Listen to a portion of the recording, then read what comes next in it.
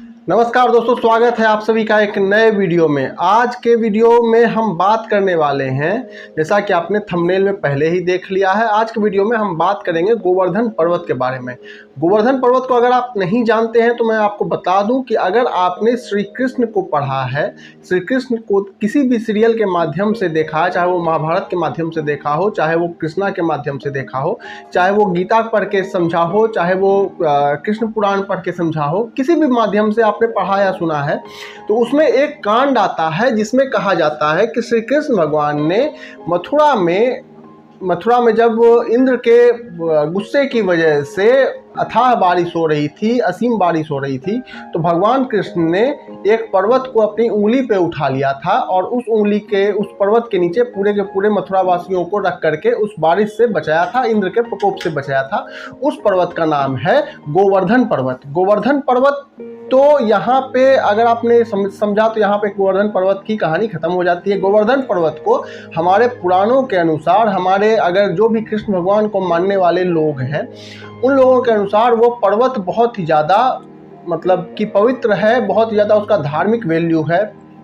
कहा यह जाता है कि वो पर्वत जो है उस पर भगवान श्री कृष्ण अपनी गायों को चराने जाते थे, और कहा यह भी जाता है कि हर साल वो पर्वत एक मुट्ठी यानी कि लगभग 4 इंच के आसपास छोटा होता चला जा रहा है। तो आज जानेंगे इन्हीं सारी घटनाओं की कि उस पर्वत का, उस गोवर्धन पर्वत का रहस्य क्या है, क्या उसके पीछे की कहानी है, उसकी परिक्रमा कितने किलोमीटर की है, वगैरह वगैरह सारा का सारा नॉलेज हम आज इस वीडियो में आपको देने वाले हैं। तो इस वीडियो से जुड़े रहिए। लगा एक छोटे से इंट्रो के बाद मैं आता हूं तुरंत वापस।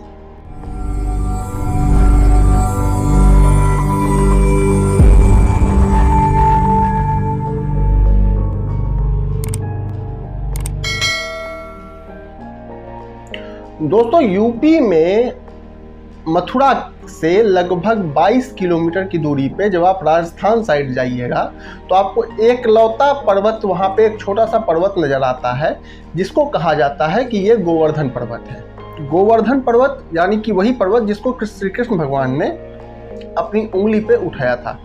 वो पर्वत बहुत ज़्यादा बड़ा तो नहीं है, बहुत ज़्यादा ऊंचा तो नहीं है, लेकिन वो पर्वत का जो साइज है वो 10 किलोमीटर का है। और उस जगह से जहाँ से वो पर्वत स्टार्ट होता है वहाँ से 5 किलोमीटर की दूरी पे राजस्थान स्टार्ट हो जाता है, यानी कि राजस्थान जिला स्टार्ट हो जाता है, राजस्थान राज्य स्टार्ट हो जाता है। तो इस पर्वत का आधा हिस्सा यानी कि 5 किलोमीटर का एरिया वो पड़ता है यूपी में, उत्तर प्रदेश में, और 5 किलोमीटर का एरिया पड़ता है राजस्थान में।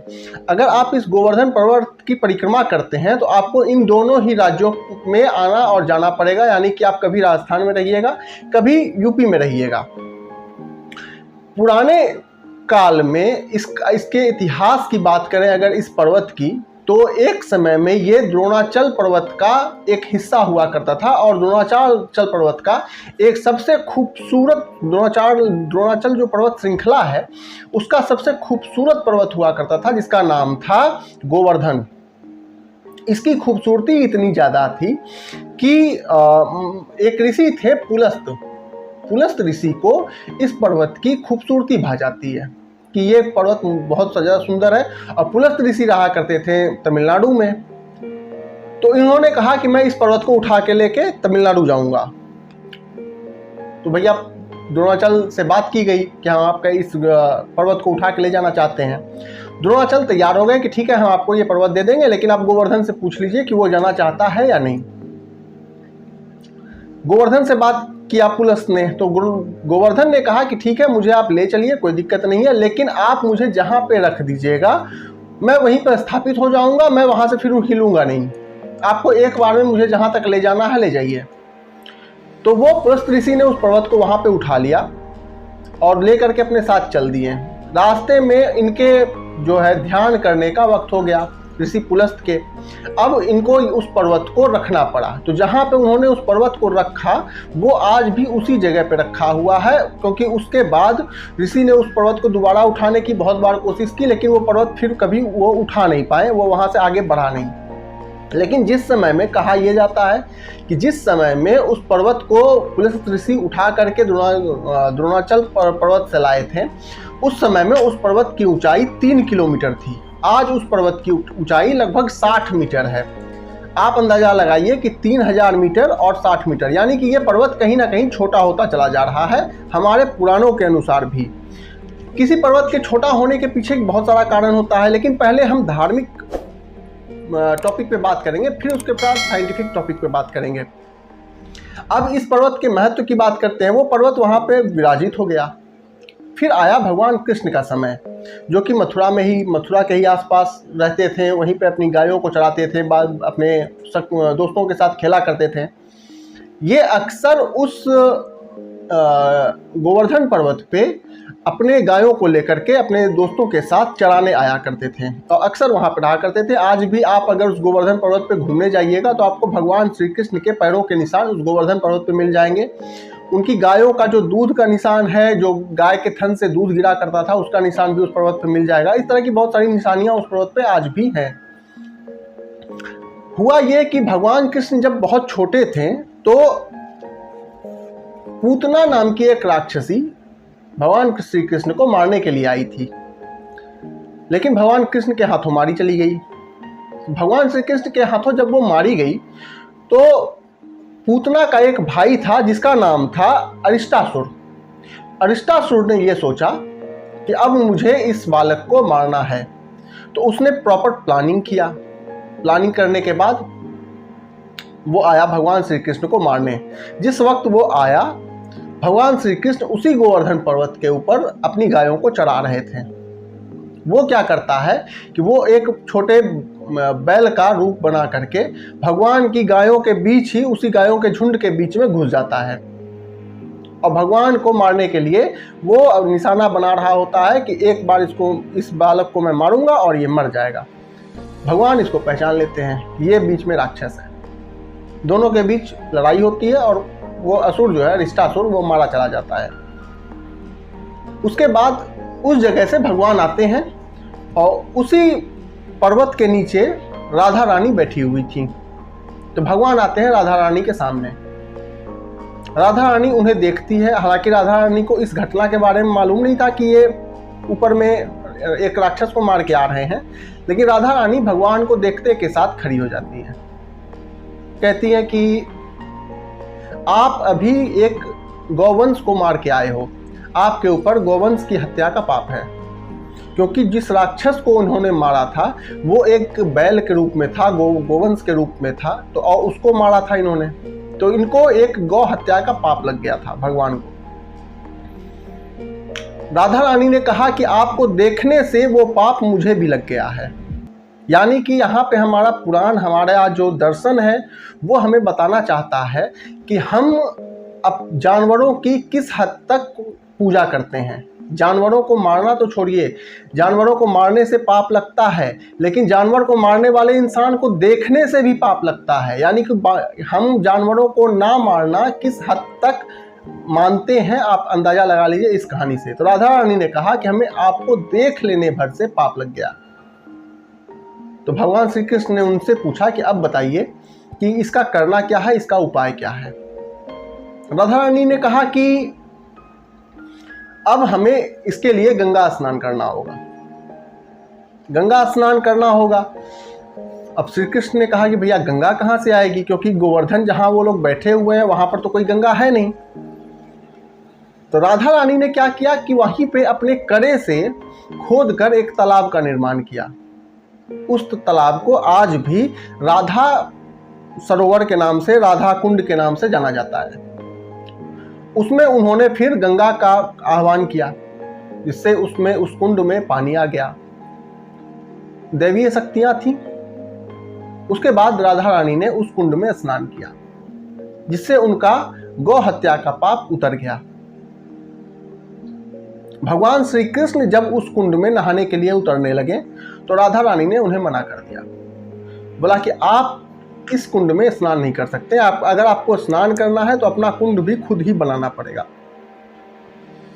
श्री कृष्ण उनकी बात को समझ गए। उन्होंने एक दूसरे कुंड का निर्माण किया जिसे कहा जाता है श्याम कुंड, जो कि राधा कुंड के बगल में ही है। वहाँ उन्होंने पूरे के पूरे तीर्थ का आह्वान किया और गंगा का आह्वान किया, तो उस कुंड में भी पानी आ गया। भगवान श्री कृष्ण ने उस कुंड में भी स्नान किया। इस तरह से दोनों का गौहत्या का पाप वहाँ पे खत्म हुआ। तो वो दोनों कुंड जो है वो उस इलाके में अभी भी बना हुआ है। आप उसे घूमने जा सकते हैं, उसमें नहाने जा सकते हैं। कहा यह जाता है कि आपका जो गौ हत्या का पाप है वो उस कुंड में नहाने से उतर जाता है। ये सारी कहानियां हैं, ये सारी धार्मिक आस्था है हमारी जिसे हम मानते हैं, और ये इसी तरह से चला आ रहा है। आप ये टोटल जो गोवर्धन पर्वत का हमारे जो जितने भी श्रद्धालु हैं वो उस गोवर्धन पर्वत की परिक्रमा किया करते हैं रोजाना। ये गोवर्धन पर्वत को जब आपको पूरा चारों तरफ चक्कर लगाना है तो ये पूरा परिक्रमा 22 किलोमीटर की होती है, और उस 22 किलोमीटर के चक्कर को ब्रिज यात्रा के नाम से जाना जाता है। जब आप ब्रिज यात्रा कर रहे होते हैं तो रास्ते में आपको बहुत सारे मंदिर मिलते हैं, बहुत सारे ऐसी जगह मिलती हैं जहां भगवान श्री कृष्ण ने अपनी निशानियां छोड़ी हुई हैं। उनमें बहुत सारे मंदिर हैं, बहुत सारे मंदिरों के नाम मैं आपको बता सकता हूं, लेकिन वीडियो को ज़्यादा लंबा नहीं करना चाहता हूं। अब मैं आता हूं गोवर्धन पर्वत के ऊपर, जिसके बारे में ये कहा जाता है कि गोवर्धन पर्वत की ऊंचाई जो है वो हर साल 1 मुट्ठी कम हो रही है। देखिए, गोवर्धन पर्वत एक ऐसे जगह पे बना हुआ है जहां पर कोई दूसरा पर्वत है ही नहीं उसकी रक्षा करने के लिए। किसी भी पर्वत की ऊंचाई 3 तरीके से कम हो सकती है। सबसे पहले जो हमें समझना पड़ेगा कि कोई पर्वत बनता कैसे है। कोई पर्वत जब बनता है तो उसके पीछे जो जिम्मेदार होते हैं वो टेक्टोनिक प्लेट्स होते हैं, यानी कि एक प्लेट, धरती के नीचे पाई जाने वाली एक प्लेट जब किसी दूसरे प्लेट से टकराती है तो उसके टकराने के बाद वो क्या होगा, उन दोनों में से कोई एक प्लेट जो है ऊपर की तरफ मुड़ जाएगा। जो ऊपर की तरफ मुड़ेगा वो हमारे ज़मीन की मिट्टी को ऊपर की तरफ ठेलेगा और वो एक पर्वत का रूप ले लेगा, जैसे कि हमारा हिमालय पर्वत बना हुआ है। हमारा हिमालय पर्वत की पूरी श्रृंखला बनी हुई है। इसी तरह से जब गोवर्धन पर्वत बना होगा तो उसके अगल बगल में किसी दूसरे पर्वत का निर्माण नहीं हुआ, वो एक अकेला पर्वत रह गया। उस पर्वत के ऊपर चलने वाली जो हवाएं हैं वो कहीं ना कहीं उसको धीरे धीरे करके उसकी मिट्टी को उड़ा रही हैं और उसकी ऊंचाई कम होती चली जा रही है। ये कहना कि किसी ज़माने में वो 3 किलोमीटर का रहा होगा, मैं उसका दावा तो नहीं करता, लेकिन 3 किलोमीटर के पर्वत को आज 60 मीटर का रह जाना, ये 5000 वो भी 5000 साल में, ये थोड़ी सी सोचने वाली विचार लायक तो है मुद्दा। लेकिन उससे ज़्यादा बड़ा मुद्दा ये है कि गोवर्धन पर्वत जो है वो हमारे धार्मिक आस्था का केंद्र है। हम आज भगवान श्री कृष्ण के जब निशानियों को दिखाना स्टार्ट करते हैं तो हम भगवान के वो उस पर्वत को दिखाते हैं, उस मथुरा को दिखाते हैं, उस वृंदावन को दिखाते हैं, उस गोकुल को दिखाते हैं। लेकिन ये सारी चीज़ें जब धीरे धीरे करके ख़त्म हो जाएंगी तो फिर हम भगवान की निशानी के रूप में अपने बच्चों को, अपने पोतों को क्या दिखाएंगे। इन सारी चीज़ों का संरक्षण होना बहुत ज़रूरी है। हम उसे बचाने के लिए जो भी प्रयास कर सकते हैं हमें करना चाहिए। हमें इस तरह की चीज़ों को बचाना चाहिए जो हमारे लिए धार्मिक आस्था का वैल्यू रखती हैं, हमारे लिए बहुमूल्य हैं, अमूल्य हैं कह सकते हैं। दोस्तों, गोवर्धन पर्वत भले ही घट रहा हो या ना घट रहा हो, लेकिन उसका जो वैल्यू है वो हमारे मन में है, हमारे विचारों में है। इसे बचाना बहुत ज़रूरी है। इसे किसी भी तरह से अतिक्रमण ना होने दिया जाए, ये चीज़ आज के समय में बहुत ज़्यादा ज़रूरत है। तो दोस्तों, ये वीडियो आपको कैसा लगा आप मुझे कमेंट करके बताइएगा। आप हो सके तो इस चैनल को सब्सक्राइब कर लीजिएगा, क्योंकि इसी तरह के मनोरंजक वीडियो इस चैनल पर हमेशा आते रहते हैं। तो दोस्तों, बेल आइकन को ऑल कर दीजिएगा। मिलते हैं किसी और वीडियो में। स्क्रीन पर आने वाले इन दोनों वीडियोस में से क्लिक करके आप मेरे अगले वीडियो पे जा सकते हैं। मिलते हैं अगले वीडियो में, तब तक के लिए जय हिंद।